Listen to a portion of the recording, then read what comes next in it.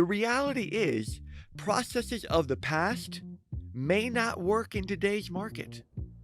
You may need to remind your team that you need to move quickly to have a chance to get the candidate you want for the position. Welcome to the Contributor Wednesday series on the Bridge the Gap Network.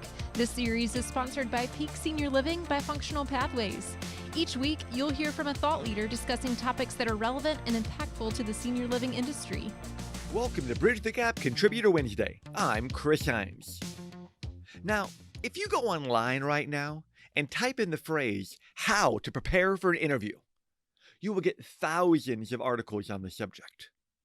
Most of these articles focus on some of the very basic elements of an interview, primarily from the candidate's perspective. Be on time. Ask good questions. Dress professionally. Research the company. Sound familiar, right? Now, I'm not suggesting that we overlook the basics, because many times candidates need some of these basics.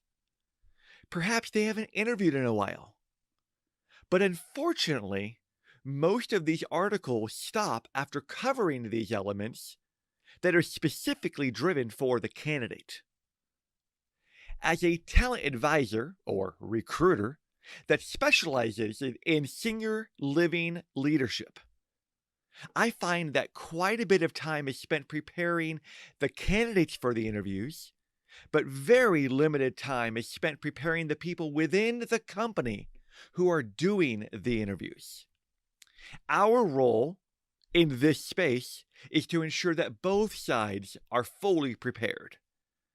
Now, if you recall from a previous episode, you must remember that interviewing is a two-way street. Just as much as you, as the hiring manager, are interviewing the candidates, well, guess what? The candidate is also interviewing the hiring manager, and in the same respect, the company. So let me ask, do you have a strategy session with your team involved in hiring in advance of the process? Or are they doing it the same way they've always done it? Or at worst, I pray that they are not just winging it. So I'd like to help you right here, right now, and being as prepared as possible for your next round of interviewing. Maybe the discussion will be simply to confirm that you and your team are amazing and you already have prepared for everything. Maybe your team will learn one or two things that can have an immediate impact on the hiring and interviewing of your next potential candidate. Or maybe you're going to learn a whole lot. Let's jump right in, shall we? If you ask those that are involved in the interviewing process, what's your interviewing style? And what type of questions do you ask? You might be amazed by what you learn. Many times there may be a puzzled look on their face simply by you asking the question. But these are both very valid questions. Do they actually know their style? Do they follow a structured interview process? Are they purely asking questions from a form? Do they ask more behavioral questions such as, tell me about a time when? Do they stick with the old faithful questions of, tell me about yourself? Or what are your strengths and weaknesses? Ensuring that the people doing the interviewing actually have a game plan for the interview is critical to either the success or failure of that interview. Also, remind your team that the candidate can be nervous. After all, it's natural. So the quicker that they can break the ice and build a little rapport, the quicker the candidate will become more at ease and the interview will go much smoother. Next, let's talk about a clearly defined process. As we talked about in a previous episode, having this clearly defined process is one of the keys to success in this hyper-competitive market. If you don't recall that info, I suggest you go back and listen to episode 92 that was played in February. Ensure that all the people involved know what this process is actually going to be. Far too many times, only some of them know. You want to ensure that there is a clear message on process. Even more important is that you actually want to have a clearly defined process. Hint, hint, it's in the previously mentioned episode. Who's involved? Where? When? What will the steps be? Can any of these steps be combined together to expedite the process? Who will be making the offer? Who has to approve the offer? The reality is, processes of the past may not work in today's market. You may need to remind your team that you need to move quickly to have a chance to get the candidate you want for the position. Having the mentality, if we lose them, we lose them, will hurt you tremendously in these market conditions. There are very few reasons why an interview process should not be able to be completed in 7 to 10 days. Anything beyond this time frame will run the significant risk of losing good candidates. Next, make sure that the people doing the interviewing are selling the opportunity, the company, and the culture. Remember again, this is a two-way interview. By doing so, you can help them be in a position to attract the talented professionals that they desire. Another minor, yet very important part of the two-way process is the reminder that everyone's time is valuable. You expect the candidate to be on time for the interview, whether that be in person, by phone, via Zoom. So make sure to give a friendly reminder to those doing the interview that they should have the same respect for the candidate's time as they do their own. As part of this two-way interview process, communication with the candidate will help keep the candidate excited and engaged.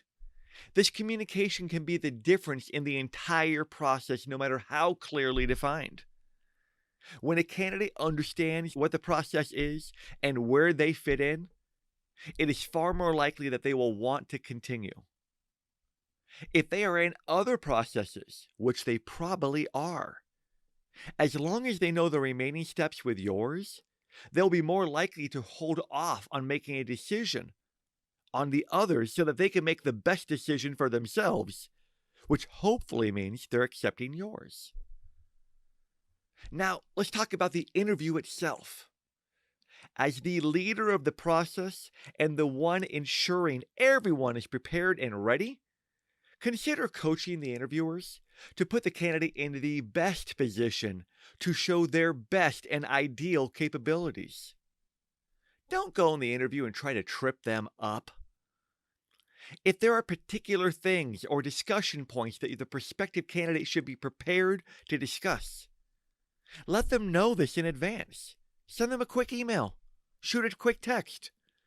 This is a much more realistic situation if they are working within your company, rather than trying to spring something on them that they wouldn't be prepared for. Wouldn't you rather them to actually be prepared to have an intelligent and informed conversation, rather than having them wing it? After the interview is completed, ensure that everyone involved knows who to share their feedback with. The reality is, the quicker the feedback is shared, the quicker a decision can be made if the interviewed candidate should move to the next step. If 2 or 3 people were involved in the interview, and only 1 or 2 of those 3 respond with feedback, usually you're going to wait for the final person. And all that does is delay and drag the process on. Does your company use a debrief form or an interviewing grading form? If so, does everybody know that? Is a summary paragraph to be sent, or simply a thumbs up or a thumbs down needed to be relayed? Make sure they know how to communicate this with you. A final point to remember is that the interview process reflects the values of your company and the values that that company places on each candidate and, by extension, each employee. Every form of an interview is a form of PR for your company. Is it good PR or bad PR? Make sure those interviewing are great ambassadors for your company by conducting a professional interview, by communicating honestly, by basing the hiring decision on an honest and objective evaluation of each candidate's capabilities. Not only will you make great hires this way, but you'll build goodwill in the community and with professionals, and you will enhance your future recruiting efforts. Now, I bet you thought preparing for an interview just meant, what time am I meeting the candidate? I truly hope that these tips will help you strengthen your preparation and will make for greater hires. It's now time for our mindset moment. Unless you've been living under a rock that does not allow for listening to podcasts, you know that Bridge the Gap is hosting its second annual VIP experience this August. The theme of this year's experience is Dream Again. Well, of course you know this. You're listening to the Bridge the Gap podcast network. Dreaming big just so happens to be the theme of this month's mindset moment. Those that know me know that I am on the extreme edge of being a glass half full kind of guy. Almost to the point that the liquid of choice in that glass is about to pour over that edge.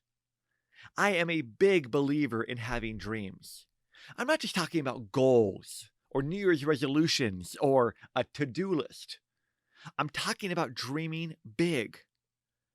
Because dreaming big gives your mind and heart the ability to have possibility thinking.